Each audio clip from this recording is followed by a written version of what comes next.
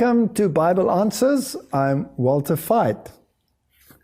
We have a question here with regard to the last Pope and Satan's impersonation of Christ predicted.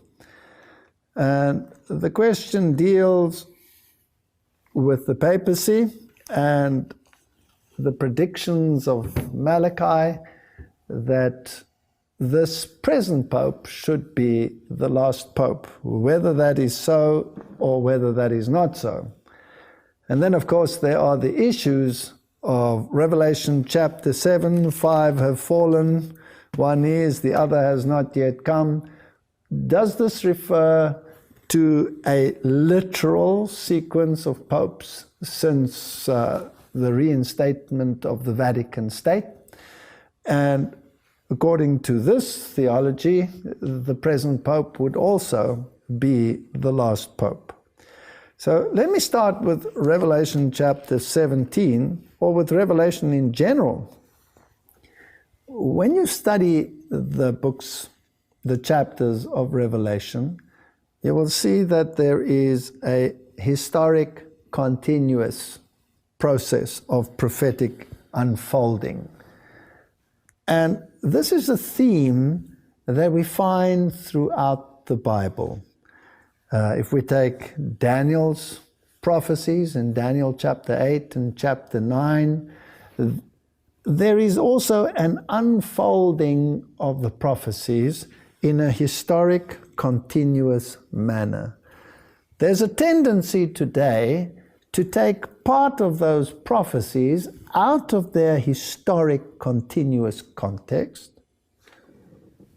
and then to hurl them into the future and give them a literal interpretation at the time of the end, in an eschatological sense. Now, there's a problem with that, because you are breaking the method which is consistently used throughout the Bible, and for no apparent reason, you take a portion of a prophecy and you hurl it into another time frame. Now, if that applies to Daniel chapter 8 and 9, then it must apply to Revelation chapter 17 as well. So when the Bible talks about these kingdoms that follow one upon the other, and then suddenly we want to take a portion of the prophecy and make it literal and apply it only to the end times and make it literal popes, then we're actually also breaking that rule and bringing in an element of futurism. So how do we solve this impasse? If we stick with the historic continuous, then you have successive kingdoms coming one after the other, and in the end you have a kingdom which receives a wound, disappears, has a is stage, a is not stage, rises again. And in fact, there are a number of DVDs that you could watch. One of my own ones on this issue is A Woman Rides the Beast. And that deals with these issues. Now, is this one the last Pope? If I had to say yes, categorically yes, then I would also be dabbling in this futuristic interpretation where I've taken a portion of a prophecy and made it literal. Don't get me wrong, I would love it if this were the last Pope, and I certainly hope that those who have this interpretation are absolutely right. But what if it fails? If I am rooted in historic continuous interpretation, it wouldn't shatter my hopes, it wouldn't shatter my theological picture, and I'd be no worse off than I was before. If I ever make them literal and things don't turn out as I would hope that they should turn out, then my faith could be in trouble. So I suggest we stick to the historic continuous interpretation, and we see how it pans out.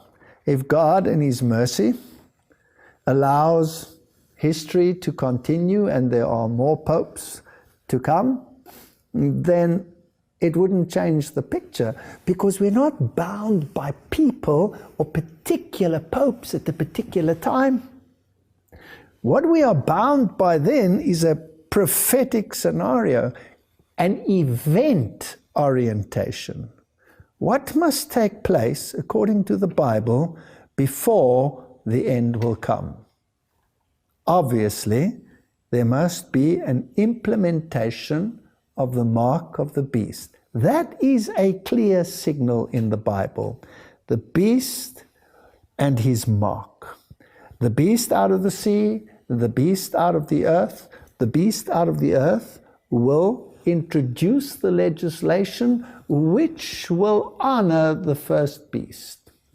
So the Protestant world will enact and enforce, together with the old world, legislation to bring about a decided decision.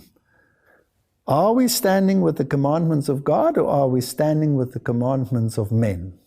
Are we going to acknowledge God as our Creator and our Redeemer by keeping the Sabbath, or are we going to acknowledge the authority of the Roman Catholic Church by keeping Sunday?